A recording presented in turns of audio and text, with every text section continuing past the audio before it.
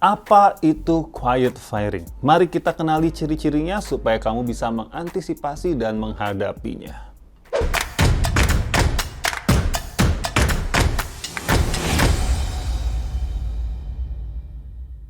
Halo semuanya, kembali lagi di channel Tanya Kak Sam. Kali ini gue akan ngebahas satu kata yang belakang ini menjadi trending. Kalau di video yang sebelumnya gue udah bahas soal quiet quitting, nah sekarang ini kebalikannya, yaitu quiet firing.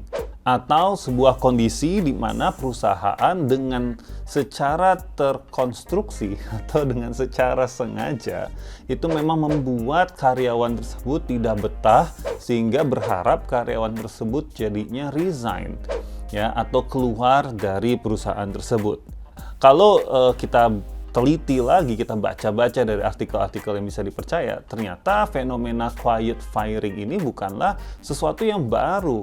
Atau kalau di dunia HR, ini biasa dikenal dengan constructive termination. Wah, keren banget ya bahasanya gitu ya, CT. Ini saya ambil dari artikel di Forbes ya.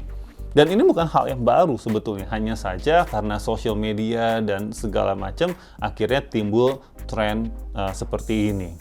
Nah, sebetulnya apa sih yang namanya quiet firing dan apa ciri-cirinya? Kata kuncinya adalah di mana dengan sengaja perusahaan memang ingin membuat kondisi karyawannya tidak nyaman. Nah, kondisi karyawan yang nggak nyaman itu kan beda-beda nih buat setiap karyawan. Ada tipikal karyawan yang justru kalau dikasih challenge yang lebih menantang, dia akan merasa lebih nyaman, lebih termotivasi. Untuk karyawan-karyawan seperti itu, kalau perusahaan ingin quiet firing dia, maka yang dilakukan adalah dengan stop pekerjaan-pekerjaan yang challenging justru. Atau mengurangi pekerjaan-pekerjaan yang challenging. Sehingga dia merasa makin, kok kerjaan gue sekarang makin gampang ya, gue jadi bosen nih, udahlah gue keluar aja dari perusahaan ini. Tapi sebaliknya, kalau ada karyawan yang dia memang justru lebih nyaman kalau pekerjaannya itu-itu aja, atau challenge yang nggak meningkat, maka caranya perusahaan untuk quiet firing adalah dengan memberikan challenge-challenge yang baru untuk dia gitu ya, sehingga dia merasa tidak nyaman.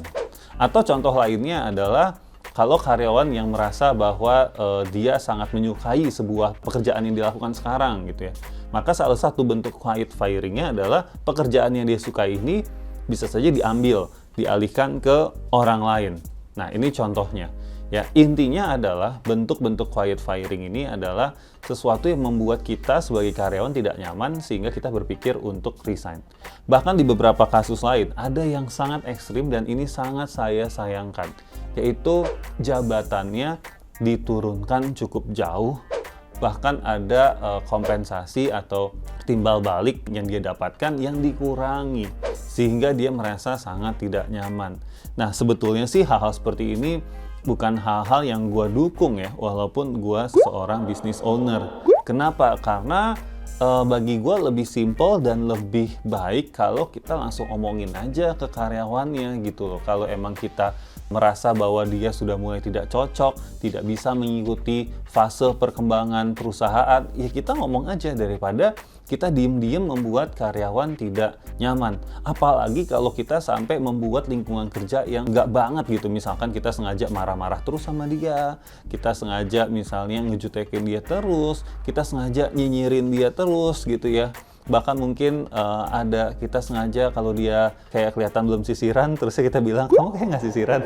Kalau ada yang tahu cerita itu, ya itu ada di ceritanya Drama Kantor, ya episode gue sama tim gue yaitu Maira. Nah coba tonton deh ya, itu lucu tuh ya. Jangan-jangan dia lagi di quiet firing tuh, tapi dia nggak nyadar.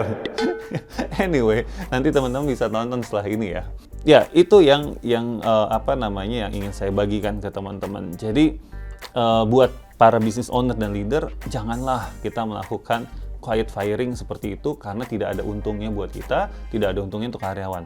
Bayangkan kalau kita udah melakukan langkah-langkah itu tapi si karyawan itu tetap aja betah, kan kita yang gondok juga kan.